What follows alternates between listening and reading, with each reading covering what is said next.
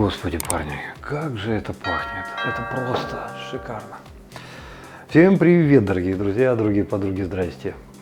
Поболтушки на тему бритья и около бритвенных вот этих вот всех нюансов. Надо было когда-то реанимировать эту тему вот здесь вот на новом месте, но все никак руки не доходили, то это не то это не так. А сейчас хоть какой-то материал насобирался, но вот и решил на эту тему с вами поговорить. И с этой темы, кто еще новичок, кто не знает, ну, вы сможете почерпнуть, возможно, что-то новое для себя, посмотреть на бритье с какой-то другой стороны. А возможно, вы все это уже знаете, вам это интересно. Тут мы можем тогда просто потрындычать на бритвенную тему, потому что обзоры обзорами, разговоры о бритье, ну куда их денешь? Да никуда не денешь.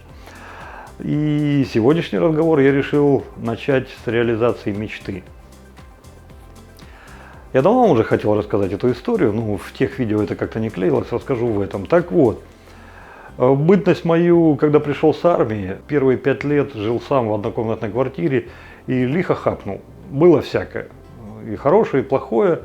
Первые полгода вообще бухал беспробудно, потом остановился, с топором отбивал квартиру, так как за эти полгода там уже много народу повадилось.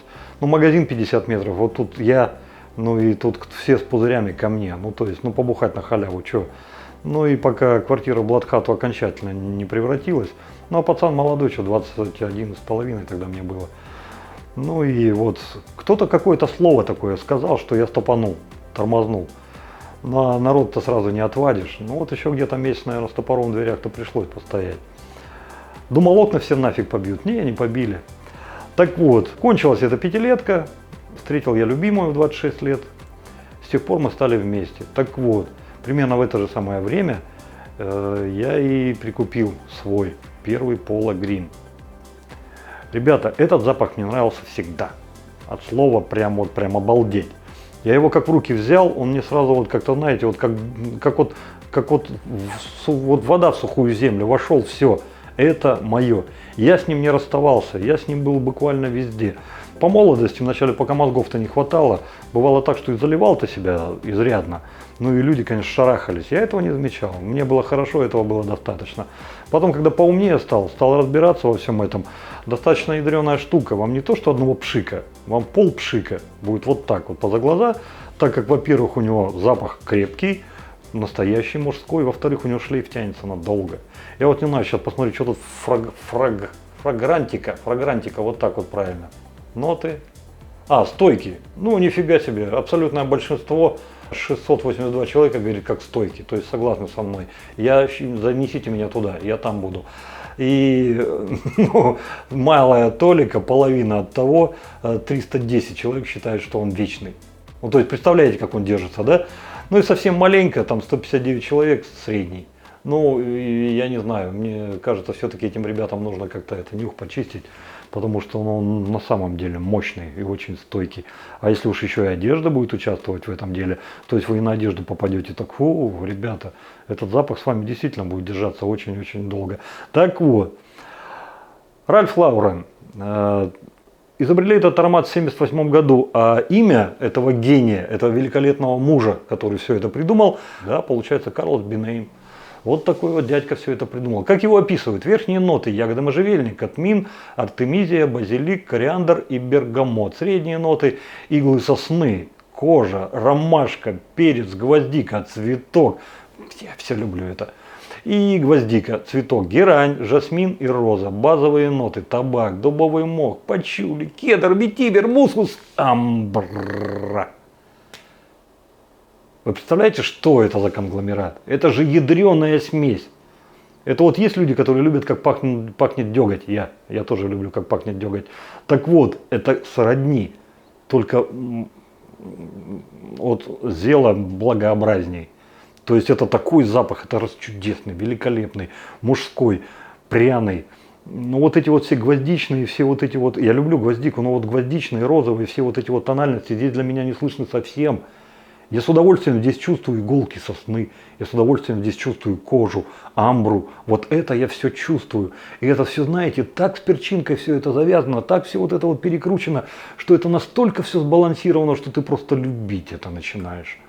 Это совершенно другой уровень. Это какая-то параллельная вселенная, которая к нашему миру вообще никакого отношения не имеет. И каждый раз, когда я вот так вот пшикаю на себя, я как бы в другой мир-то заглядываю, потому что воздух становится более прозрачным, трава зеленее, и на душе просто светло.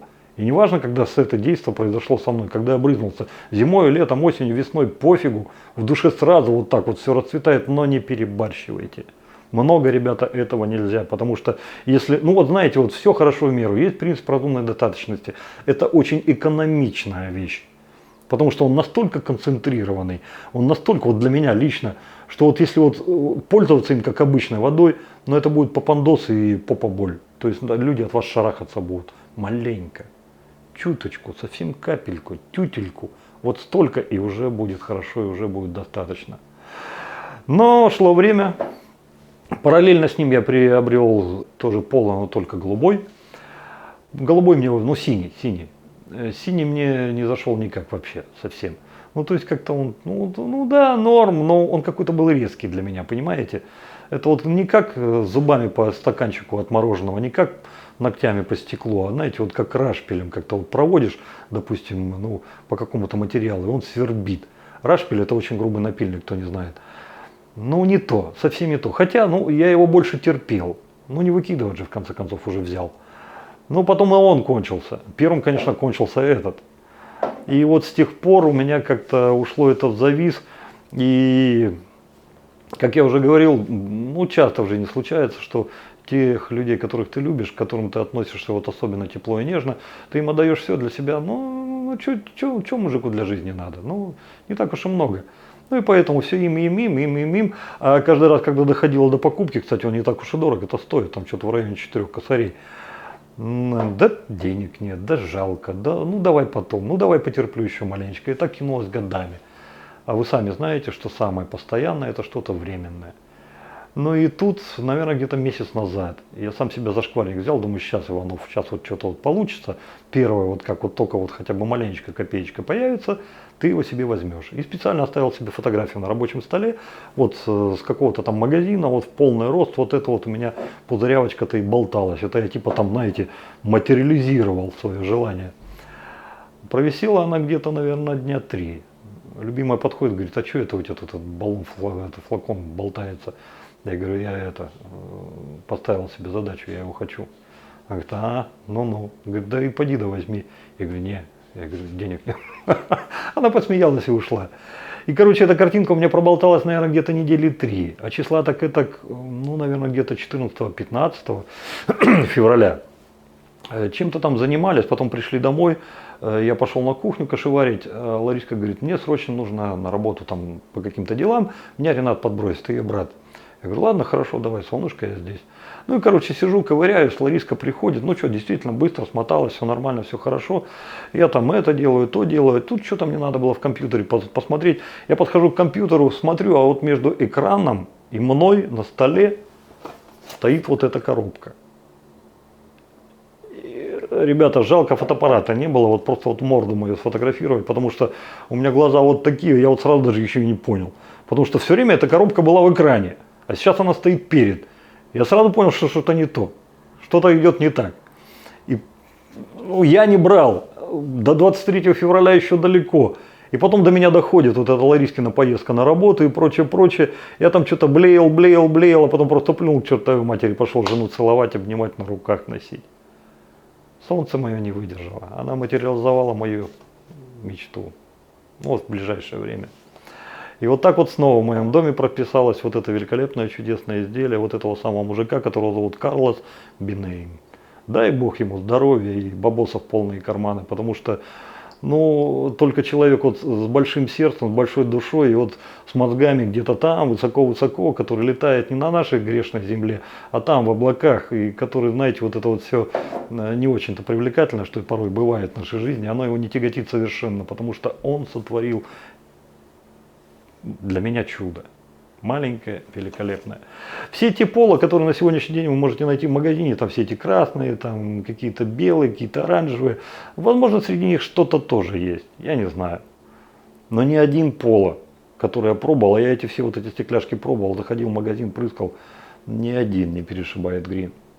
Это уникум, это нечто. Это, на мой взгляд, просто нетленка. Вот так вот для меня это звучит. Так, ну все. С пола закончили, а теперь я хотел бы вместе с вами перенестись к первому вопросу, к первому файлу, который у меня обозначен почему-то как пиздец, извиняюсь за выражение. Но потом я уже понял, что я так обозначил.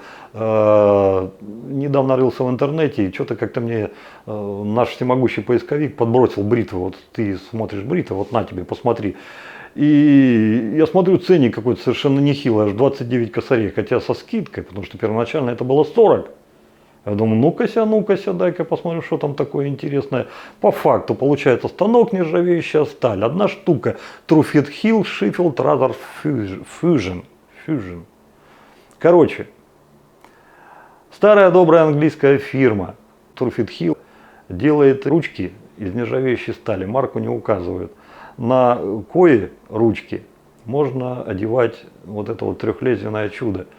И все это будет вместе называться станком. Но если вот эту кассету сверху снять, то это будет просто ручка из нержавейки. Так вот, эту ручку из нержавейки гордо именуют станок из нержавеющей стали и предлагают нашему вниманию за 29 200 рублей. Вот так будет правильно.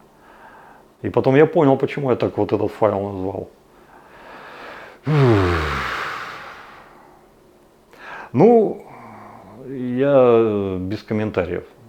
Ну, ребят, ну, в моем понимании это, конечно, зашкал. Вот явный зашкал. Потому что, ну, если там что-то стоит, там 20, 30, 40 тысяч, 50 тысяч рублей, ну, ты хотя бы должен понимать, за что ты это отдаешь, и это действительно должен быть инструмент.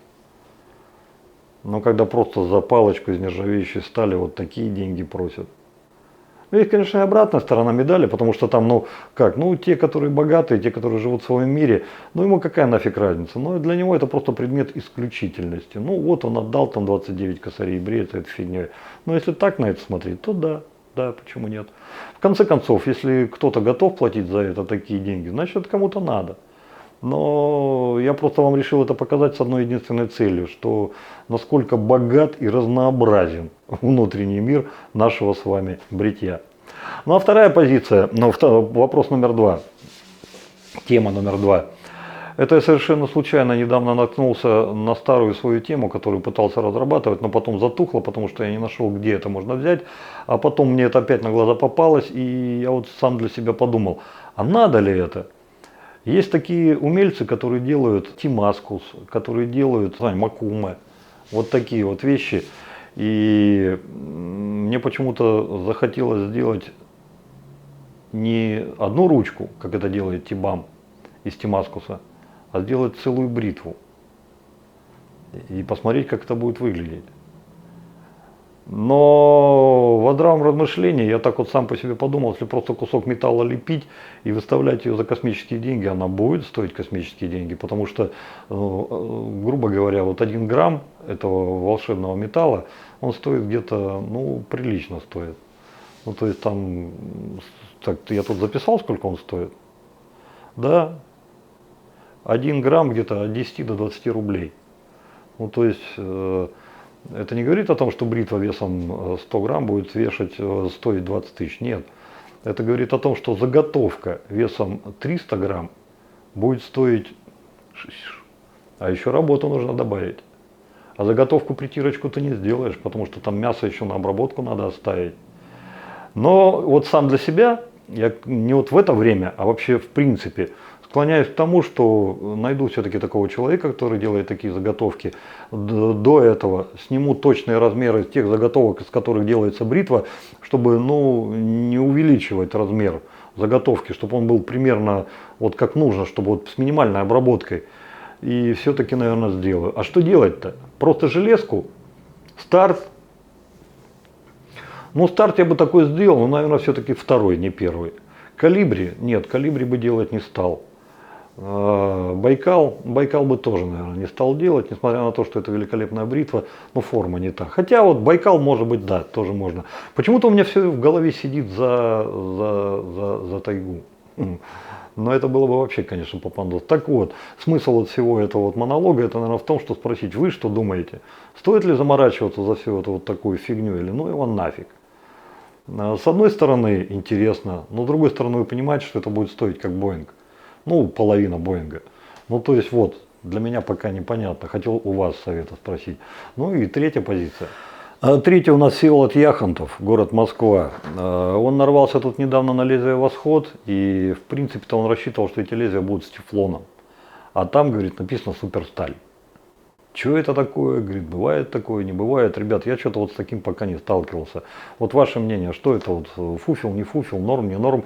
Потому что лезвие это вроде, говорит, бреют нормально, но вот такое разночтение, говорит, для меня как-то вот все-таки непонятно. Брал вроде в приличном месте, там вроде как на фейк, ну не должно походить. Вот ваше мнение, вот там вообще вот такое можно, возможно, невозможно. Если кто-то уже с этим сталкивался, у вас как это бреет, не бреет, работает, не работает. И вопрос номер 4. Ну, четвертый у нас Влад Дьяконов, Биробиджан.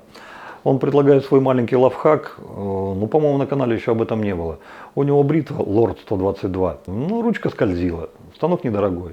Он просто пошел, взял кусок термоусадки, схожий по диаметру, потом все это нагреваете, фен вам не поможет, сразу говорю, нужно будет зажигалку использовать. Зажигалочкой так раз аккуратненько прошли, и все у вас село, и все у вас хорошо. По своему опыту могу сказать, вы можете сделать еще лучше, если перед этим на ручку что-то намотаете. Такое, чтобы вот эта вот термоусадка не голиком ложилась на металл, а чтобы там какая-то прокладочка была, типа там кусочек лейкопластыря, типа там кусочек изоленты или еще что-то, она якорем будет служить для термоусадки. Если просто на голый металл, к сожалению, со временем термоусадка может чуть-чуть расслабнуть и потом начнет елозить туда-сюда, оно вам надо. Можете, конечно, еще раз пройти зажигалкой, но это поможет, но ненадолго. Поэтому если что-то подложите, то будет хорошо. И тот же самый Влад внял идеи Мони Черноморского и у себя на чашу налепил пуговки на суперклее. На обыкновенную чашу с кухни. И у него там такие пятнышки получились. Конечно же, они стали помогать сбивать пену. Кому это интересно, да, точно так же можете использовать. Азат Шагиев, пятый пункт. Азат Шагиев у нас студент, и он показывает свой вариант студенческого бритья. Основная идея, основной посыл этого человека, и то, что я для себя уловил, что кайф, удовольствие можно найти в любом разделе, в любой нише. Дорогое бритье, среднее бритье, бюджетное бритье, что-то по себе можно найти везде. Вот что, собственно, Азату это и удалось, и он этим поделился. Хочу и вам показать, что не обязательно бегать за какими-то звездами в небе там, или еще где-то. Все это можно найти на ровном месте. Это подтверждается в каждом видео, которое есть на канале «Бюджетное бритье». Не нужно, конечно, доходить до маразма там и брать. Я вот недавно комментарий был от человека, опускаться там до мыла для рук и перекиси водорода, это, конечно, уже перебор, потому что самые недорогие предметы, которые сегодняшние существуют для бритья, но они тоже стоят недорого. Крем для бритья за 40-50 рублей, да это не диковинка. Лосьон, да блин, это за 50, 70, 100 рублей, это тоже не диковинка. Все это можно взять, да и бритвы тоже. Вот они, пожалуйста, недорогие, там 70, 100, 150 рублей, тоже не диковинка, тоже это можно взять. И следующий вопрос. Александр Погорский. Александр Погорский мне в ВК написал, что мы там с ним разговаривали на тему агрессивности, я его несколько не так понял. И он объясняет, что простая рапира Сашана, за сколько она там, за 150 рублей, и он убрал у нее гарду, и она для него была гораздо лучше, удобнее и ближе, чем та же самая 41-я голова. Потому что вот этой рапирой без гарды он уже очень долгое время брился, там, по-моему, полгода или год, и у него даже ни звука, ни пука, ни пореза, ни раздражения, вообще ничего не было. А как только он взял 41-ю, у него сразу там появились точки. Еще одна особенность, еще одна сторона влажного бритья. А вот его совет по поводу того, что, Вадим Викторович, расскажи о том, что вот от таких станков можно убирать гарду, а то мало кто знает. Ну, вообще-то об этом уже и говорили. Это был Сергей Кренников в феврале 2019 года. Он прям вышел, свой видос запилил, он показал, как они в армии брились. То есть тоже точно так же нижнюю гарду убирают, и от верхней крышки ребята брились. Так что это уже было на канале. Но вам всем, новичкам, кому это интересно, хочу напомнить, что да, такой вариант тоже возможен. Ну и последний пункт, это Денис Заложных. Мы с ним переписывались в ВК, он все пытался понять, что ему взять и как ему взять, потому что он рассчитывал на Байкал, а Байкала не было. У него в качестве альтернативы был Роквелл, но судя по тому сообщению, которое он сегодня показывал, он все-таки взял Роквелл. И вот его первое сообщение, то есть вот это вот те самые эмоции, те самые брызги шампанского, которые испытывает человек, впервые переходя с кассетника на бритву. Доброго времени суток, Вадим Викторович, и вот я первый раз побрился тэшкой. Ну что я могу сказать? Я сразу выбросил кассетник в мусорку. Такого кайфа я не испытывал. Спасибо вам за советы и видео. Мне, наверное, крупно повезло с кожей. На четверке, как на двойке, ширкаю и получаю удовольствие. Единственный минус — гель сбивается и станок приходится раскручивать его. В следующий раз попробую 5. Спасибо вам огромное. Ребята, вот для меня это, знаете, это как вот на арфе. Девушки в бикини, там, знаете, там вот все как положено, сидят в раю, да, и играют, и ты вот весь там такой вот в раю там ходишь, и вот там тебе вот эта вот музыка, вот такие вот прям ноты у меня в голове проносятся, потому что это лишний раз показывает, что те все вот сотни видео, которые есть на канале, они не впустую, они очень часто помогают людям и очень часто вносят в их жизнь изменения, меняют их жизнь коренным образом. Превращает бритье из обыкновенной рутины в какое-то такое, что человек ждет, какое-то такое, что человеку нравится, что-то такое, от чего человек реально получает удовольствие и ждет, когда же эта, сука, щетина вырастет еще, чтобы ее снова сбрить. Но это ли неприятное изменение в жизни человека, да каждого из нас? Это. Ну а за Байкал хочу сказать, что да, новый Байкал 3.7 и 5.9, он, скорее всего, раньше апреля не появится. Так что вот первая партия, то, что выйдет вот в апреле, это будет нержавеющая. Алюминиевую мы только заказали. То есть ее еще, наверное, месяц-два будут делать. Точно такая же расфасовка, то есть 3.5, 7.9. Ну и постараемся там ручку упростить, чтобы это было, ну, скажем так, не так дорого, подешевле, чтобы его еще удешевить. Ну и кто не верил, что металл подорожал, ребята, подорожал. Если раньше нержаву вот 316 мы брали где-то в районе 450, сейчас она 680. Если раньше титан был где-то 1500 за килограмм, сейчас он 1800, где-то 1900. Или был 1400, а стал 1800-1900 под 2 косаря. Так что да, все-таки это произошло сейчас. Ну на этом, пожалуй, что и все. Давайте возвращать эту тему. Если у вас есть какие-то вопросы, которые ранее не освещались, то, конечно же, задавайте их в комментариях под видео и в ВК, ну где вы там, где получится, там и пожалуйста. Ну а я в меру своих возможностей буду, конечно, стараться на них на всех отвечать. Ну а на этом добра, счастья, радости. Берегите себя, берегите своих близких. Дай вам Бог здоровья. Пускай у вас всегда все будет хорошо. Ну и до новых встреч. А я уже поехал. Мне вот через час уже нужно быть у друга. У него днюха, машину купил. Ну, нам будет чем заняться. А я еще там хороший итальянский соус приготовил, маринара. Если не знаете как, я вам потом расскажу. Видео на кулинарную тему делать больше не буду. Вы их не смотрите. А рассказать всегда могу. Ну все, пока-пока. Подписывайтесь на канал.